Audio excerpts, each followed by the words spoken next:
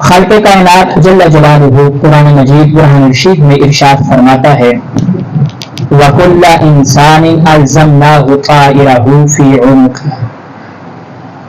کہ ہر انسان کی قسمت ہم نے اس کے گلے سے لگا دی۔ اب اس لحاظ سے رب ذوالجلال نے ہر انسان کی تقدیر کو زمین و آسمان کے پیدا کرنے سے پہلے لکھ دیا، لیکن پھر جیسے جیسے ضرورت پیش آئی، جیسے جیسے انسان اس دنیا کے اندر پیدا ہوتے رہے، ویسے ویسے خالق کائنات جل جلالہ نے فرشتوں کی ڈیوٹی لگائی، اور جو ان کا نامہ اعمال تھا وہ فرشتوں کے ذمہ لگا دیا۔ اب اس لحاظ سے حدیث شریف کے اندر نبی اکرم نور مجسم شفیع معظم صلی اللہ علیہ وسلم آپ نے چند باتوں کا ذکر فرمایا انسان کی پیدائش کے لحاظ سے۔ اب اس لحاظ سے حضرت ابن مسعود رضی اللہ عنہ آپ فرماتے ہیں کہ پیارے محبوب علیہ الصلوۃ والسلام آپ نے ہمیں خبر دی کہ تم میں سے ہر ایک کا مادہ پیدائش ماں کے پیٹ میں 40 دن نطفہ رہتا ہے، یعنی کہ پیارے محبوب علیہ الصلوۃ والسلام آپ نے انسان کی پیدائش کا ذکر کیا کہ وہ اپنی ماں کے پیٹ کے اندر کیسے کیسے صورت بدلتا ہے، کیسے کیسے اس کی رنگت بدلتی ہے، کیسے کیسے اس کے حالات بدلتے ہیں۔ اب پیارے محبوب علیہ الصلوۃ والسلام آپ نے ارشاد فرمائے کہ جب انسان اپنی ماں کے پیٹ کے اندر آتا ہے تو 40 دن ایک مادے کی صورت میں رہتا ہے، یعنی کہ آسان کر لیا جائے تو ایک پانی کے قطرے کے برابر رہتا ہے۔ اب آگے سرکار فرماتے ہیں کہ پھر اسی قدر خون کی پھٹک، پھر اسی قدر ایک گوشت کا ٹکڑا بن جاتا ہے۔ اب اس سے مراد کیا ہے کہ محدثین فرماتے کہ 40 دن وہ اپنی ماں کے پیٹ کے اندر ایک مادہ رہتا ہے، یعنی کہ پانی کا قطرہ رہتا ہے۔ 40 دن گزرنے کے بعد وہی پانی کا قطرہ خون کی رنگت اختیار کر جاتا ہے، پھر اس کے بعد 40 دن اور گزرنے کے بعد وہی خون کا جو قطرہ تھا رنگت اختیار کی تھی وہ پھر ایک گوشت کا ٹکڑا بن جاتا ہے، یعنی کہ 40 40 40 120 دن۔ اب جب آگے سرکار فرماتے کہ پھر اس کے 40 دن اس طرح جو پروجیکٹ ہے، اس کے معاملات ہیں، جب یہ 120 دن کا ہو جاتا ہے اپنے ماں کے پیٹ کے اندر، پھر معاملہ کیا بنتا ہے؟ اس لحاظ سے ایک یہاں پر قابل غور بات یہ ہے کہ یہ صرف 40 دن کے بعد ہی یہ معاملہ پیش کیوں آتا ہے۔ اس کو صوفیاء نے بڑی ہی خوبصورت انداز کے ساتھ ذکر فرمائے کہ یہ 40 دن کے بعد ہی یہ صورت کیوں بدلتی ہے، حالات کیوں بدلتے ہیں اپنی ماں کے پیٹ کے اندر۔ صوفیاء فرماتے کہ اس کی ایک وجہ یہ ہے کہ حضرت آدم علیہ السلام آپ کا خمیر 40 دن رہا، 40 دن گزرنے کے بعد پھر رب کائنات نے آدم علیہ السلام کے خمیر کے اندر روح کو پھونکا۔ ایک یہ نسبت تھی کہ حضرت موسیٰ علیہ السلام جب خالق کائنات جل جلالہ کے ساتھ ہم کلام ہونے کے لیے کوہ طور پر تشریف لے کر گئے تو حضرت موسیٰ علیہ السلام 40 دن وہاں پر آپ نے قیام کیا، آپ 40 دن وہاں پر رکے رہے،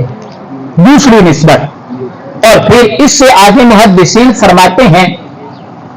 کہ یہ جو جب ایک عورت، جب ایک خاتون، جب ایک بی بی اولاد پیدا کرتی ہے تو یہ فقہاء نے اس بات کو ذکر فرمایا، اور پیارے محبوب علیہ السلام کے فرمان کا یہ مفہوم بھی ہے کہ جب ایک انسان، ایک بچہ پیدا ہوتا ہے تو اس کی ماں 40 دن نفاس کی حالت میں رہتی ہے، یعنی کہ ناپاکی کی حالت میں، اور ہمارے معاشرے کے اندر اسے چھلا بھی کہا جاتا ہے۔ 40 دن یہ زیادہ سے زیادہ تعداد ہے، کم از کم 15 دن فقہاء نے اس بات کو ذکر فرمایا۔ اب یہ تمام چیزوں کو ذکر کرتے ہوئے محدثین فرماتے کہ یہ جب اپنی ماں کے پیٹ کے اندر اس کی جو صورتحال ہے 40 دن کے بعد اس انداز کے ساتھ بدلتی ہے کہ اس کا تعلق ان چیزوں کے ساتھ ہے، اور پھر آگے اس لحاظ سے پیارے محبوب علیہ الصلوۃ والسلام آپ نے ارشاد فرمایا کہ جب پیارے محبوب علیہ الصلوۃ والسلام نے ان چیزوں کو ذکر کیا کہ اس طرح انسان کی پیدائش، انسان کے معاملات اس کی ماں کے پیٹ کے اندر اس طرح بدلتے ہیں، پھر آگے سرکار فرماتے کہ جب وہ ایک لوکھڑا بن جاتا ہے تو اس کے بعد خالق کائنات جل جلالہ ایک فرشتے کے ذمے 4 باتیں لگاتا ہے۔ کتنی باتیں لگاتا ہے؟ ذرا بول کر ہوش کے ساتھ، بڑی قابل توجہ باتیں ہیں۔ انسان کی پیدائش کا ذکر پیارے محبوب علیہ الصلوۃ والسلام کی زبان اقدس سے آپ سماعت فرما رہے تھے۔ اب سرکار فرماتے کہ جب 120 دن کا ہوتا ہے تو رب ذوالجلال ایک فرشتے کی ڈیوٹی لگاتا ہے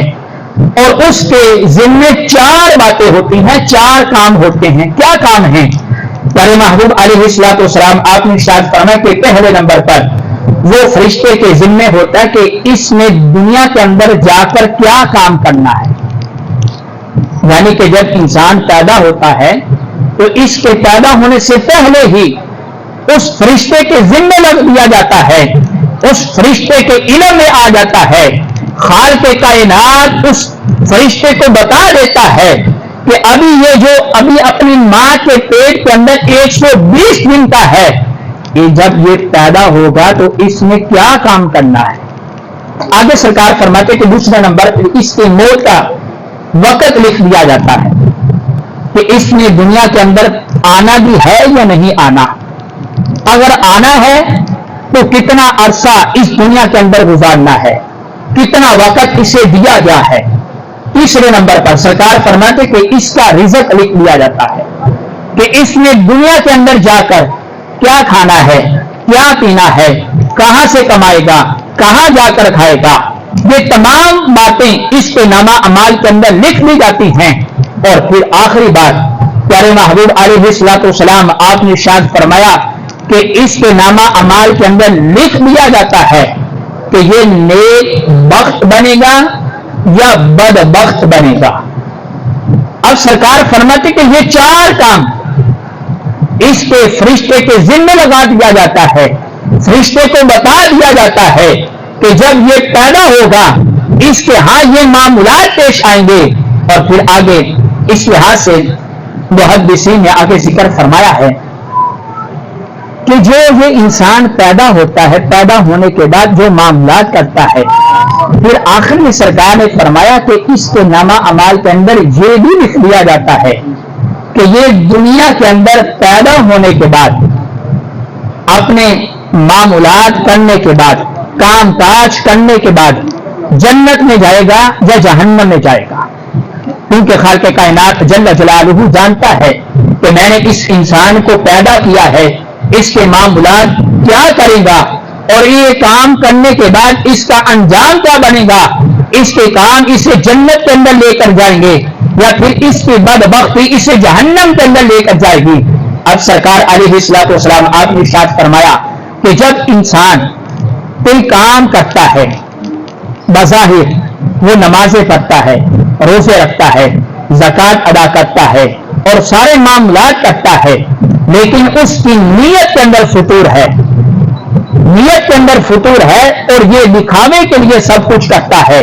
تو پیارے محبوب علیہ الصلوۃ والسلام آپ نے ارشاد فرمایا